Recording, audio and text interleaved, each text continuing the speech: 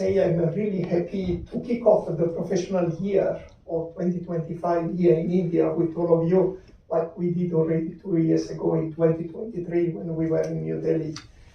And my presentation today, it will be based on 3 parts. The first part will be just a short introduction of SEG. I think most of you are very familiar to our company, but maybe there will be some people that are less familiar with it, and then I will just give you a glimpse about who is SEG as a company. Then I would like to give you the result about the strategy Fast Forward 2025 that I introduced to you 2 years ago in New Delhi. And also, as we are now in the turn to introduce our new strategy that must bring our company into the future, I would like also to introduce briefly to you what are our targets for the future.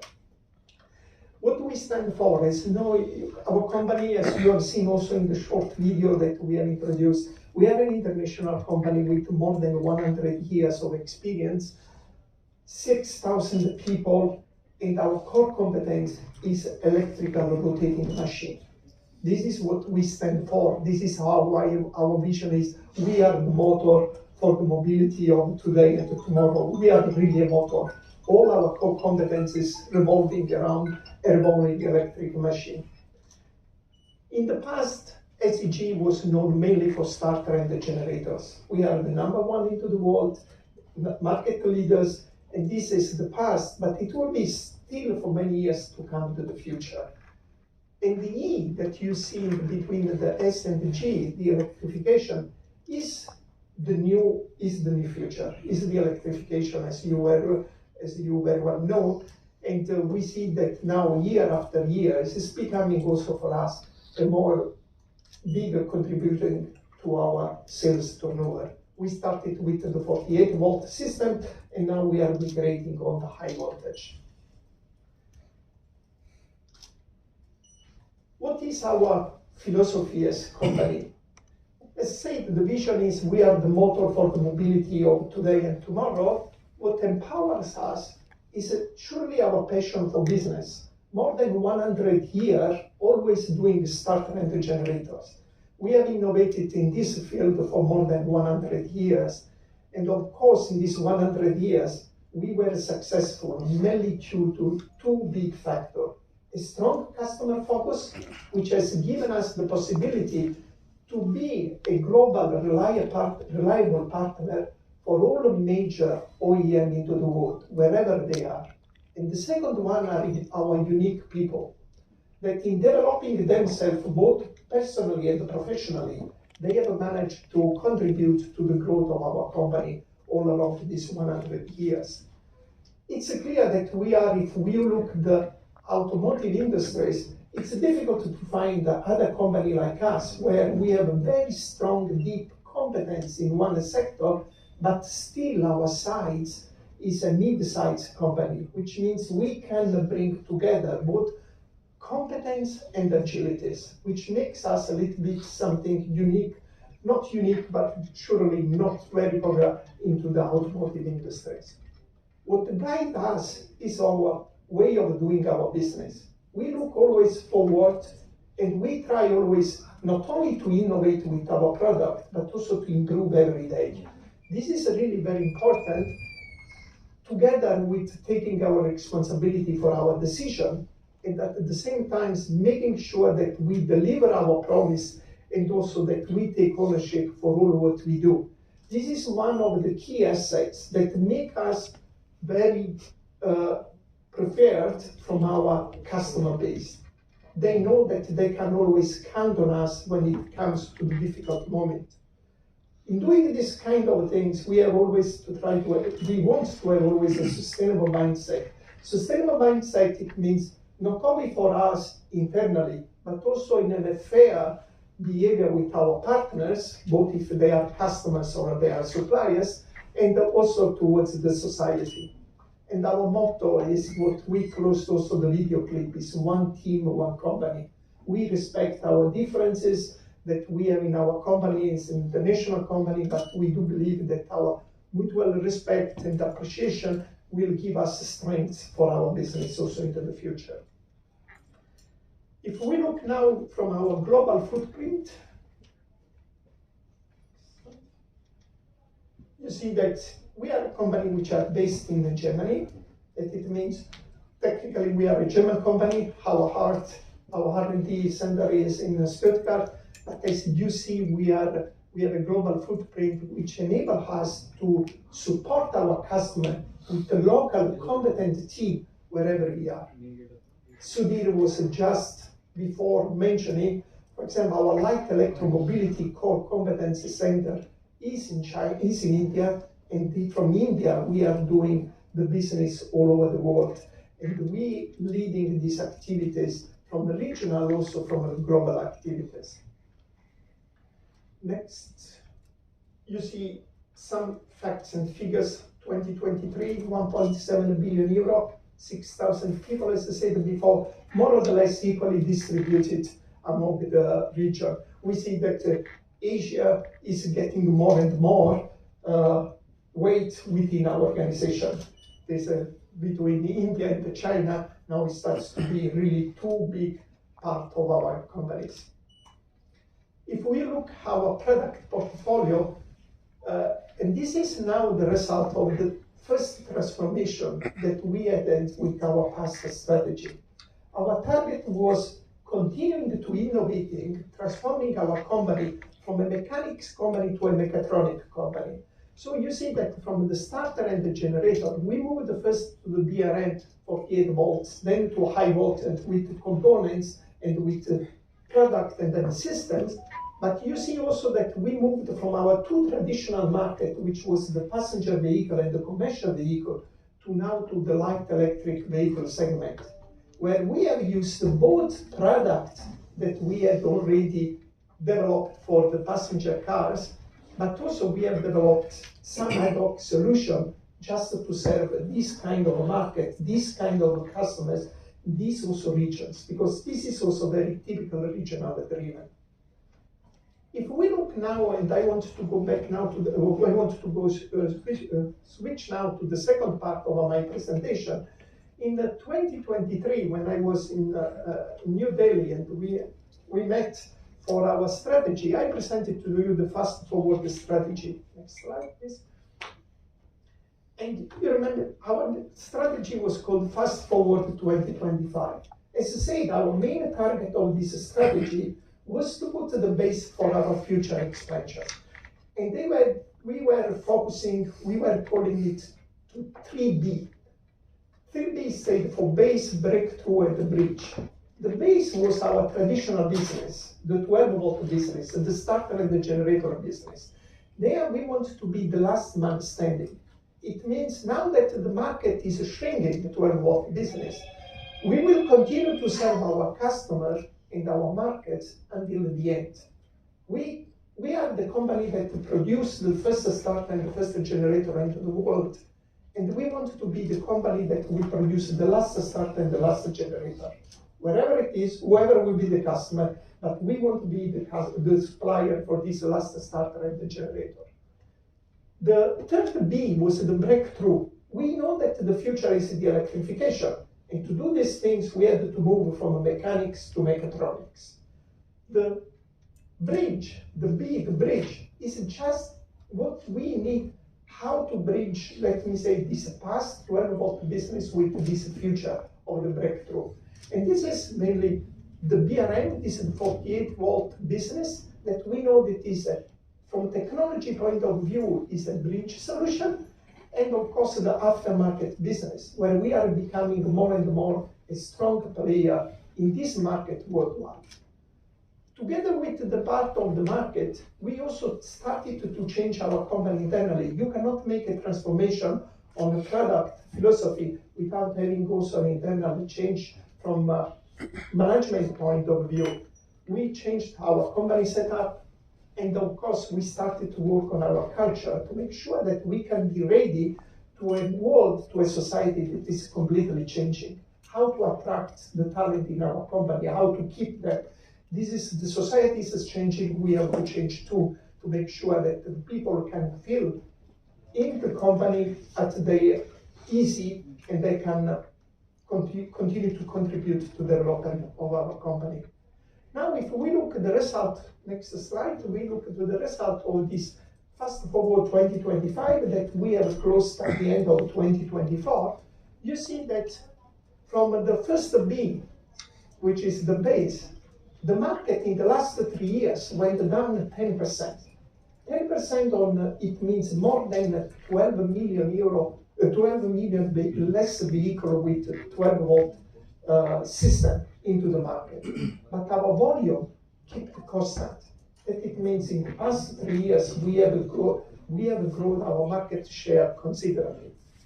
The BRM last year we managed to introduce our second generation, which is much more performing, which is also from a cost point of view competitive, and we managed to get big acquisition in the past 18 months, which make us again the market leader also for 48 volt with this boost regulation machine technology from 2027 onwards. From a high voltage market, we managed to enter the market both in China and in India with our own solution. And now we have several projects in development both in China and India, and we are very close for acquisition also in Europe and in North America. What was not into the focus, but thanks to the initiative of our people, was the success on the light electric mobility. As you have seen in my Fast Forward strategy, we had not focused on the lab part, but the initiative, and I have to say, especially the initiative in India and in Europe, managed to work out to catch some opportunities into the market, developing ad hoc solution, and now we can say that proudly we are in a leading position also in the light electromobility. At meantime, we changed our management structure in our company. We made our organization much more agile to make sure that we can follow the market requirements much more quicker according to the requirements that we have from our customers. We can clearly say that Fast Forward to 2025 made us really ready to go for the next step. And the next step is our new strategy, which we call the new journey. Because for us, it's really now starts a complete new journey. Starter and the generator, it will be still a business for a long time to come, but we are pretty aware that we need to have other products there if we want to give to our company another 100 years of history. So we carefully choose in which market we want to work. As I said, electrification, ICE, aftermarket, and the light electromobility are markets that we had already served in the past 3 years, and we will continue to focus there. We have added a fifth market, which is e-bike business. Maybe it's not relevant for India, but it's very relevant, for example, in Europe, which is a very growing market where our core competence fits pretty well to this market. And we have added a sixth market, which we call new business. Our customers are coming to us to ask for support for products that we are not in our product portfolio, but where we have the core competencies to support them. And we want to give this, we want to catch also these opportunities, and therefore we want to have a specific focus on this new business. One back. If we look now the new journey, it's clear that whilst before the focus was inwards, inside, making the transformation from mechanic to mechatronics, the next focus will be outside, will be into the market, and will be on the growing, how we can get profitable growth for our business. And this we want to do in all market, in all region. It's clear that the challenge that we have to master is that whilst we have to support the transformation of the industry from the traditional automotive industry to the new mobility area, we have still to have a strong focus on our traditional business. Because there, as I said, we want to be the company that will deliver the last start and the generator. In doing these things, if you see the market, we can say electrification or light electromobility is one market. But when you go into details, you see that the market in the different regions has very different characteristics. That it means we have to have a strong focus on the market, but we have to allow that our global approach allow the possibility to have a local solution, local opportunities to make sure that we can catch the opportunities on a regional basis. And this is the reason why we have changed our organization starting from this year, where we move the organization in a complete market-oriented organization with strong focus on the regional request of our customers. We think that with our core competences and with this strong focus on the market, we can really achieve our target to double our sales and exceeding the 3 billion euro sales by 2030. And I think Anil will now tell you how we want to do these things concretely for a region like India, which I think we are pretty interested in. Thank you very much for your attention.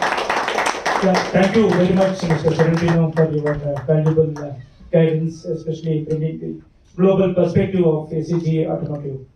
And now I request our President and Managing Director, Mr. Anil Kumar, to take us through the Indian vision. Thanks, Sudhir. A very warm welcome to the media colleagues. So many of you, we have interacted over a couple of years now. So first of all, thank you very much for your time here. What I will do now is we move from the global arena into the Indian business.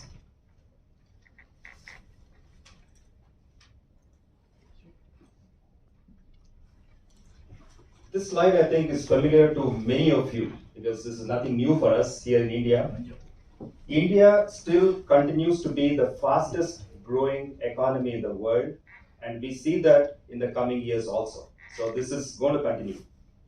We will be greater than $7 trillion by 2030, and also clearly in terms of our automotive ranking in India, it's very interesting to see that we will move into the third position. Today we are in the fourth position, so in the next 3 to 4 years, we would overtake Japan. So this will be on the automotive side. There are plenty of drivers that would enable us to reach the strong $7 trillion. If you look here from the point of view of our GDP, the industry grows far faster by about 2 to 3% from the present level of 27%. India is also basically service driven if you look at the GDP. And there again, we will move from 54 to about 57%. So strong growth both in industry as well as services. There are a lot of enablers. I wouldn't like to go individually to each one of them, but the ease of doing business is getting better day by day. And this is one of the key enablers. The FDI's flow is increasing in India. We see that very, very clear now. The most important point I would like to point out is there will be more than 1 billion internet users in India, probably the highest in the globe. And it's a connected digital India that we see into the future. One of the key topics where no other nation enjoys is the demographic dividend. Our median age of the country will stand around 31 years in 2030. So what does this mean? It means that we have a great consumption coming up from this median age of 31 years. A rising middle class will be in the clear situation. And then in terms of skills and competence, we have the people on the job. So it's a great opportunity for India to really take on the world as we go into the next years. And ultimately, when you look from the point of view of per capita, we are going to double the per capita over the next 3 to 4 years, which means the purchasing power of the Indian nation increases significantly, which means it drives the growth to the next level. So overall, this clearly shows that we have a vibrant economy in India and continues to be vibrant in the next years. We'll touch upon the regulations. I wouldn't like to bore you too much with this because all of you are well versed with this. Over the last decade, India has caught up significantly on the regulations. Actually, we have closed the gap to the global in the last 10 years. However, if you look into the next 3 to 4 years, what's going to happen? The CAFE norms are going to become more tougher. Today, as you know, we have 113 grams per kilometer with Cafe 2. Cafe 3 is expected to go below 100, could be 90 to 95 grams per kilometer, which is going to be very tough for the ICs to take care by itself. So that means you will have more and more of hybridization and BEV coming into the portfolio of the OEs. It's already started, but this will become more intense as we go into the next years. On the other enabler side, we will find many schemes coming up towards cleaner and greener mobility. We already had FAME 1 and FAME 2 behind us, and now we have the EMPS in between, and now it's the PM e-drive that facilitates more of e-mobility, and the PLI scheme is a very strong driver. So all these are basically tending towards a very clean and green mobility, where we will see that ICE becomes more and more efficient. At the same time, the hybridization and electrification will gain prominence. Let's look at some numbers which will help us to understand what I'm speaking about. The pure ICE, which you see in green, is dropping significantly. This means it's basically the engines without any add-ons. Then there are some add-ons like start-stop, and by the by, start-stop, we are the pioneers who introduced that to the world.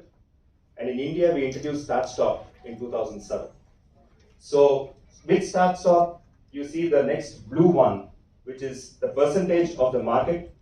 On the top, you see the total Indian automotive market.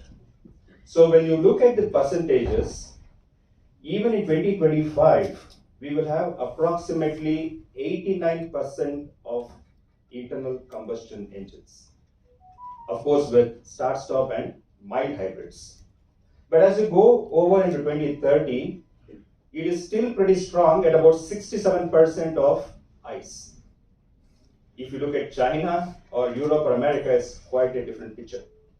So ICE is here to stay for a longer time compared to the rest of the world.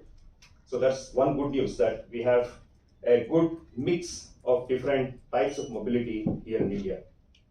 On the same time, when you look on the top, you have an emerging electrification market. So electrification, which is somewhere around about 11% penetration in 2025, will move up to 33% by 2030. Quite significant, because if you look at a total volume of 9.2 million, at 33% is quite phenomenal. And we need to gear up pretty quickly on this journey of electrification. So this gives an idea as to the whole landscape as to how we are going to move. But there are a lot of enablers behind this, which I will come to a bit later. What's our journey of SEG so far on the internal combustion engines?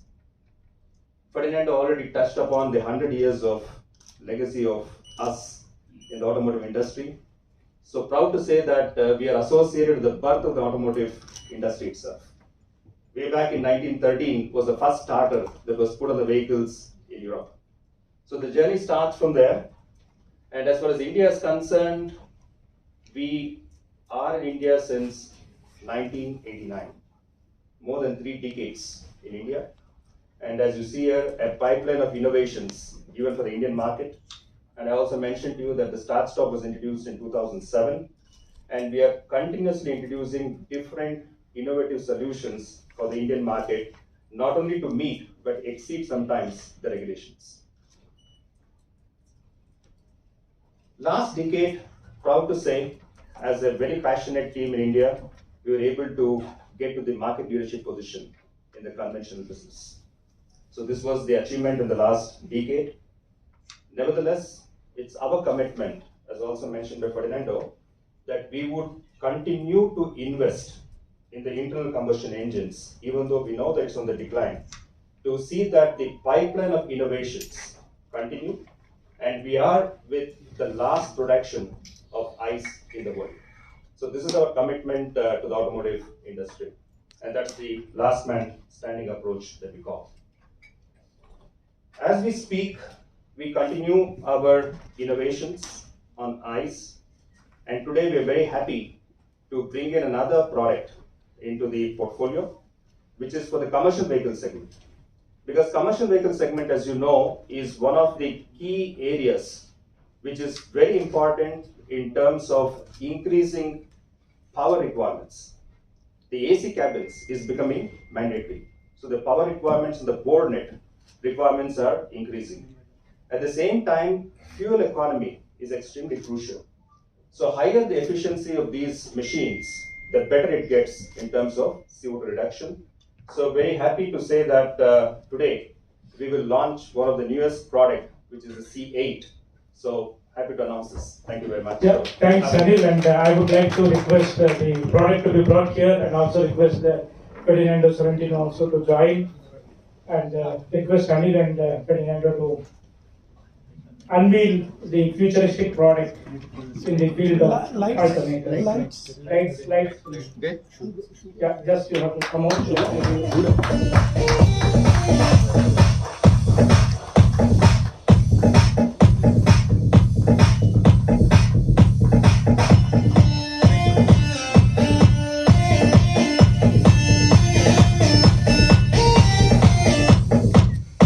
Thank you very much. Thank you, Anil. And now I would like to request Anil to continue with his presentation and also bring the features of this alternator. Thanks, Sudhir. So here you see the features of the product that we just launched. It is a very high performance alternator. The current can go up to 200 amps. This is on the 14 volt board net, and on the 28 volts up to 150 amps. So this will clearly cater to all the future needs of the CV market in terms of the board net requirements. A very important point that we would like to highlight is it is having a benchmark efficiency. This can go up to 77%. It's actually one of the best in the market today. We have a choice from 72 to 78 depending on what add-on features we put on the alternator. So this is of course a global platform, but we would, as always, have a strong localization in India. So this is on the ICE, our launch today. Very proud of this product, and it will certainly get into an SOP in the next 1 year. So this is on ICE. I move on to the next very interesting topic, which is electrification. This is like gazing at a crystal ball and telling what could be the penetration levels of ICE, of electrification. Everybody would have in value, right? And particularly from the media side, I'm sure you will have a lot of inputs into this. What we have done now here is, you see a weighing scale here. So what we have done is, on one side, we put the market penetration on all the segments. It's the two-wheelers, it's the autos, it's the fast cars, and it's the EL series. On the other side is the key drivers. What would influence the penetration? Just to highlight a bit, all of us know about it, but each one has got a different weightage here. It's extremely important to look, how does the EV ecosystem evolve? Of course, it's evolving, but a lot depends how much the investments, what's the finance behind it, and how are we geared up for the infrastructure. Maybe for the two-wheelers and three-wheelers it's still manageable, but for the fast cars and for the buses and EL series, it requires really solid infrastructure and also the charging speed at which we do it. The second one, of course, is the government policies, which is, of course, has to be consistent over the years, and incentivization. Incentivization is a debatable topic. Incentives are needed, but incentives obviously cannot be forever. So they are going to come down where the economy of scale has to pick up. So that's on the incentive side. The third one is, already I spoke about it, the stringent CAFE norms and the schemes that promote would push the fleets towards a cleaner mobility. But again, a disclaimer here, not all EVs will be clean, because unless the source of the power to which it is given has also to be looked, which comes from the ecosystem. So this is something that we have to closely watch. On the other side, the industry also has got a responsibility, because we can't put the blame everything on the outside.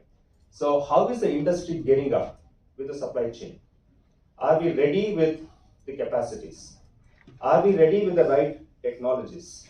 Because the product life cycle of the EVs are different from that of ICE. So this is the job of the industry to say how are we prepared in order to gear up for the transition into the EVs as we go to the next years. Ultimately, nobody buys a car only for environment, to be very frank about it. The total cost of ownership is extremely crucial. So there is always a trade-off. How much is this total cost of ownership, and how is technology and the volumes contributing to come to a reasonable TCO that the penetration gets better. If you look on the left-hand side now, with these enablers that I spoke, the two-wheelers currently at about 8 to 10% of penetration. You also see the volumes of the ICE next to it can go up to 25% by 2030. Can it go to 40? Could be, but depends on some of the enablers on the right-hand side. This is just an estimate based on the current situation that we are in. The e-autos are probably even better than the two-wheelers because the total cost of ownership of the three-wheelers looks to be better. So the penetration here can go up to about 35%, has got a chance to go higher as well. On the pass cars, which is always a very interesting topic, we are currently at about 6 to 7% of penetration, can go up to about 25%, depending on how the battery technology evolves, how the cost of ownership develops, and also the infrastructure, how we're going to gear up. So can have an estimate of 25%. But 25% of 6.3 million is not small. It is still a phenomenal number. On the ELCV, where we see the last mile connectivity happening, is also a good case for electrification. And here we have a very strong presence already based on the last launch that we had 2 years back. We have penetrated quite a bit on the ELCV segment on electrification.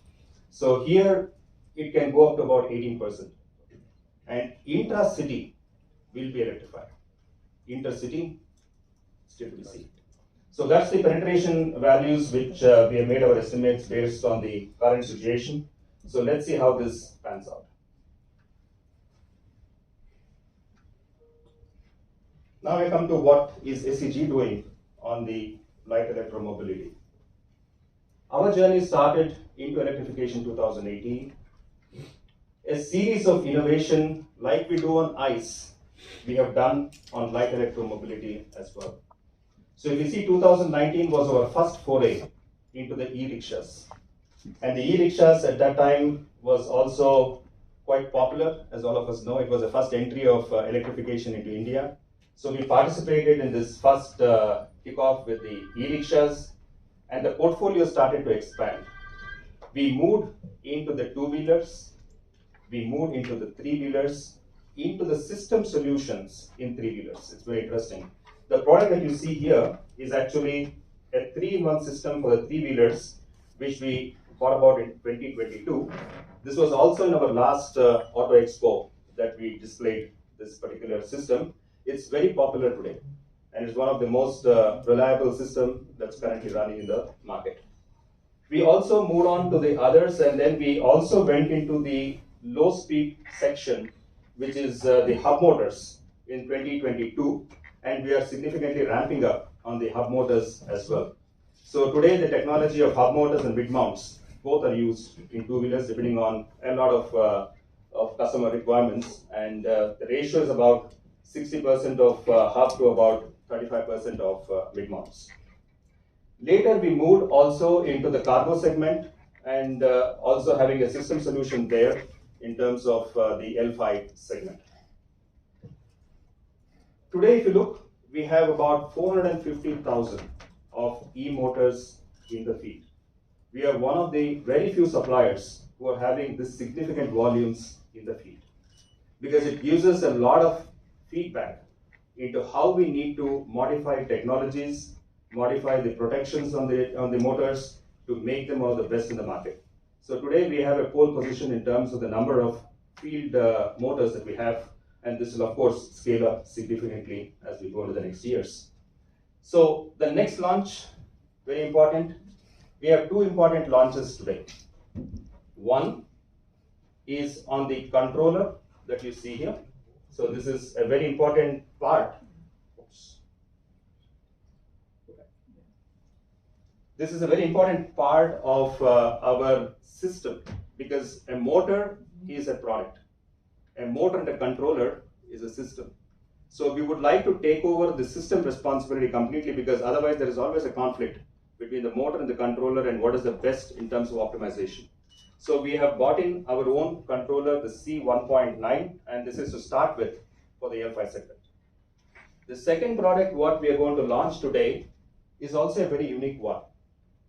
We have migrated from the motor plus controller to motor plus controller plus transmission. And this is integrated into 3-in-1. And this is one of the first products there in the market. Very few suppliers have this. And we want to bring in this product as a game changer for LEM, where it's a one-point solution. And we can configure this based on the power requirements and the torque requirements. And the advantage, I will talk about it later. So now we go for the launch of the controller and the EDS body tools. Yeah, and now I request Mr. Anil Kumar and also Mr. Fernando Sorrentino to inaugurate and unveil this product. And I also request my colleagues Sriraj and Tobias to join on stage alongside. Tobias and Sriraj.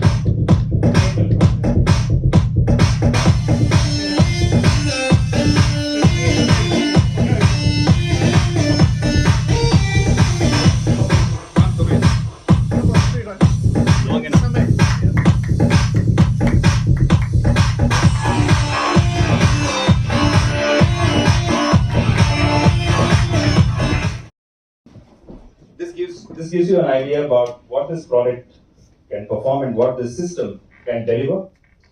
The 48-volt EDS, as we call it, is a scalable machine concept. It can go from 6 kilowatt to 14 kilowatts, which is the useful power range of the two-wheelers. And this can go to higher speeds of the vehicles also. So there's no issue about this.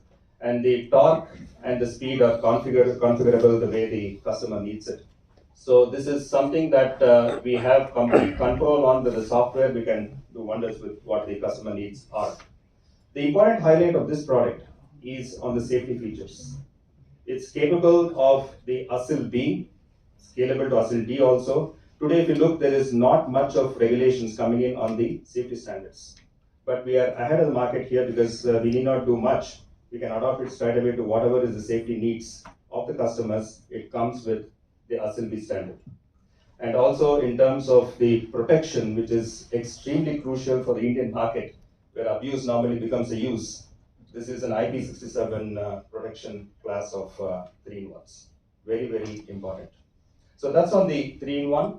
And coming to our controllers, it is also scalable, 6 to 12 kilowatts. And here the important point here is we are going in for the automotive grade components. Normally the industry grade components are also used by many of the suppliers, but we put in the auto grade because it brings in the required amount of reliability into the controllers. So it's highly reliable and also scalable, and it is also localized. The strength of SEG has always been to look at maximum localization. If you look at ICE, we are more than 85% localized on starters and alternators except for the electronics. And the same thing we follow for LEM and HP as well, where our strength is Atmanirbhar. So here also is the products which is going to be completely localized except the electronics which we have before. So this is on the second launch. I go to the third segment of my presentation, which is also very interesting for all of you. It is the penetration of pass cars. I spoke about the penetration of about 25% by 2030. If you look at 2025, the penetration level is somewhere between 10 to 12% projected for this year, going to about 21% to 23% as we go into the year 27-28. By 2030, inclusive of hybrids, it could be at about 33%. So this is the prognosis as we go into the next years. And the trend in this market is moving from 1-in-1, 2-in-1 to 3-in-1. I already spoke about the 3-in-1 for LEM. Similarly for the pass cars, the customer would prefer to have a 3-in-1 solution. Otherwise it becomes too complicated in terms of the interfaces, wiring harness, and ownership. So the 3-in-1 is getting more and more popular, and 66% of the market needs will be of the 3-in-1. So this being the background, we decided that we need to bring in this product into India.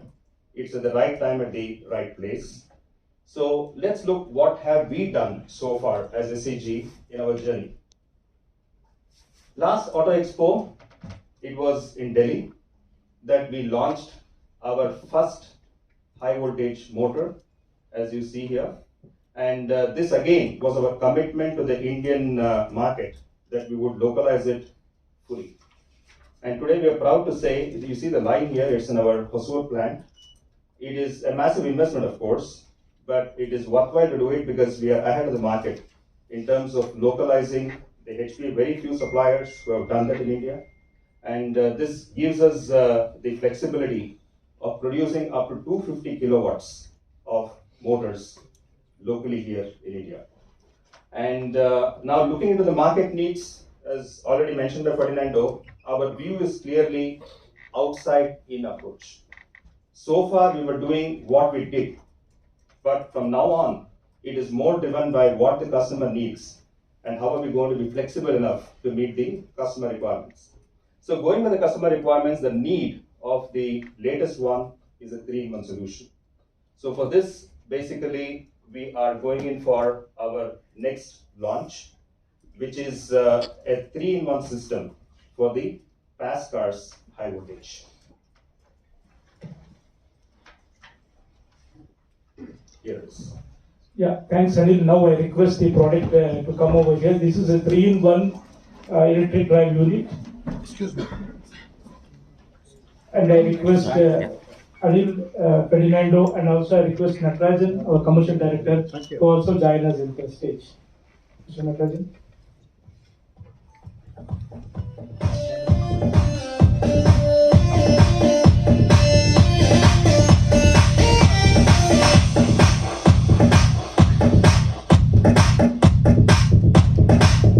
Speak into what this 3-in-1 does.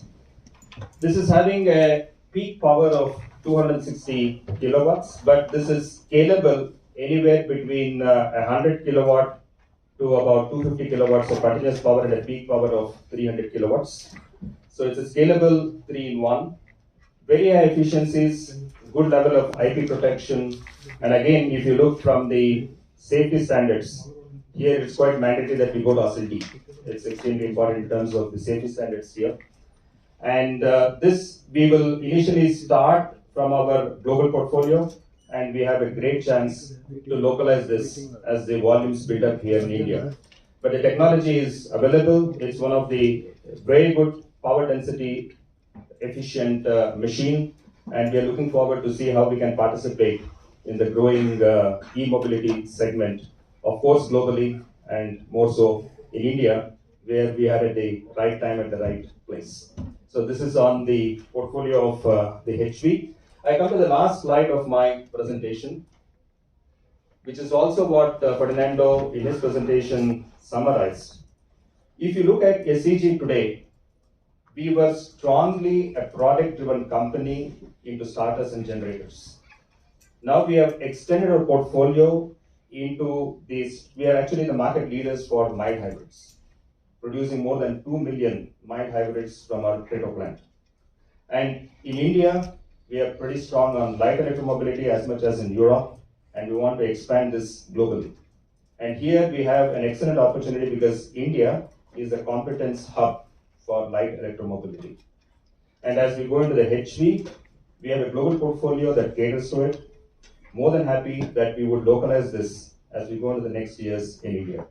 With this, we have a market coverage completely for ICE. Commitment is the last man standing. And as far as electrification is concerned, we are going to scale up our operations in electrification to be a leading player, both for LEM as well as for HV as we go into the next years. So that's the summary of our journey so far. And thanks again for your presence today. Really excited to talk more in our one-to-ones. Thank you very much.